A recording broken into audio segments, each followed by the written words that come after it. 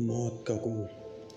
ये भूतिया खूनी कहानी रेगिस्तान की एक मौत का कुआं की है, जहाँ केवल पानी की एक बूंद की तलाश में कई जिंदा इंसान दफन हुए। दरअसल शहर से कई किलोमीटर दूर एक वीरान रेगिस्तान था। रेगिस्तान के आसपास कुछ ऐसे रहस्यमय जगह थे जहाँ खनिज पाए जाने के संकेत मिले थे, जिसके लालच में कई लोग उस रेगिस्तान में जाने की कोशिश करते थे और रेगिस्तान की रेत में कहीं खो जाते थे। लेकिन कुछ लोग का अनुभव वहाँ से वापस आने का भी था, लेकिन वह रेगिस्तान के ज़्यादा अंदर तक प्रवेश नहीं कर पाए थे, इसलिए उनकी किस्मत अच्छी थी। ऐसे ही एक व्यक्ति जिनका नाम हरप्रीत सिंह था, आज उनकी कहानी मैं सुनाने वाला हूँ आपको। दरअसल वह ऊँट से रेत के रास्ते सामान ढोने का काम करता था। एक दिन गलती से वो भटक कर मौत के रेगिस्तान के करीब पहुँच जाता है, लेकिन उसका ऊँट आगे नहीं बढ़ता और वह वापस लौट आता है। हरप्रीत सिंह ने भूतिया रेगिस्तान की खूनी हलचल महसूस की थी। उसे समझ में आ गया था कि यदि ऊँट का उस जगह से उल्टे पांव भागा है तो ज़रूर वहाँ कोई रहस्य छुपा है। रेगिस्तान में एक सोलर प्लांट लगने वाला था, जिसके लिए उसे रहस्यमय रेगिस्तान में सर्वे टीम रिसर्च करने पहुंची। रिसर्च टीम को पता लगाना है कि रेगिस्तान के किस हिस्से में सबसे ज़्यादा तेज़ सूरज की रोशनी आती है, क्योंकि उसी की किरणों की मदद से वो विद्युत उत्पादन किया जा सकता था। रिसर्च टीम स्पेशल गाड़ी से रेगिस्तान में पेट्रोलिंग करने लगती है। रेत में गाड़ी की गति कम होती है, इसलिए वह धीरे धीरे ही रेगिस्तान का तापमान नापते हुए बढ़ते जाते हैं। लेकिन अचानक वह उसी मौत के कुएं के करीब पहुंच जाते हैं, जहां से कोई वापस नहीं आ सका। गाड़ी मौत के कुएं की रेत से फिसलने लगती है। गाड़ी का ड्राइवर ब्रेक लगाकर उसे रोकने की कोशिश करता है, लेकिन कुएं की ढलान की वजह से वह संतुलन खो देता है और गाड़ी मौत के कुएं में समा जाती है और हज़ारों टन रेत गाड़ी को दबा देती है। यहाँ कंपनियों को सूचना मिलती है कि उनकी गाड़ी को कोई पता नहीं चल रहा है और कंपनी के अधिकारी सैटेलाइट पिक्चर मंगवाते हैं ताकि उन्हें ट्रैक किया जा सके।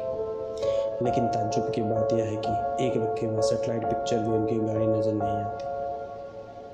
रेगिस्तान का रहस्य खुलने के बजाय उलझता जा रहा था। कंपनी के बहुत से पैसे उस प्रोजेक्ट में लगे थे, इसलिए उन्होंने किसी भी हालत में सर्वे पूरा करना ही था। कंपनी के अधिकारी को पता चला था कि हरप्रीत सिंह नाम का एक व्यक्ति उस सैटेलाइट पॉइंट से आगे तक जा चुका है, जिसके सबूत वीडियो में है। अधिकारी अपनी टीम के साथ हरप्रीत सिंह के घर पहुंचते हैं।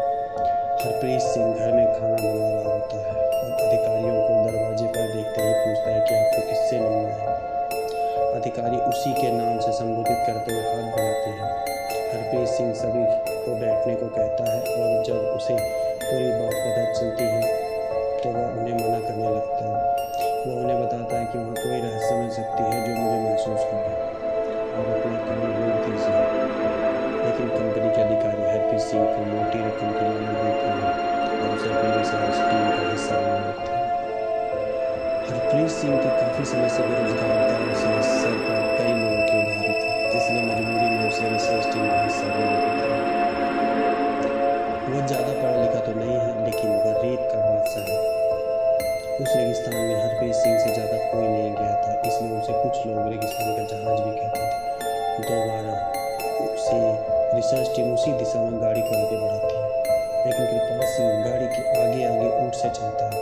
उसे पूरा यकीन है कि खतरा समझ में आते ही उसका ऊँट उसे आगाह कर देगा। इस बार हरप्रीत सिंह काफ़ी आगे तक बढ़ता जाता है, लेकिन ऊँट कोई प्रतिक्रिया नहीं देता। हरप्रीत सिंह को संदेह होने लगता है कि कहीं ऐसा तो नहीं कि इस बार ऊँट को पता ही ना चल रहा हो कि आगे खतरा है। हरप्रीत सिंह के पीछे रिसर्च टीम की गाड़ी बढ़ रही होती है।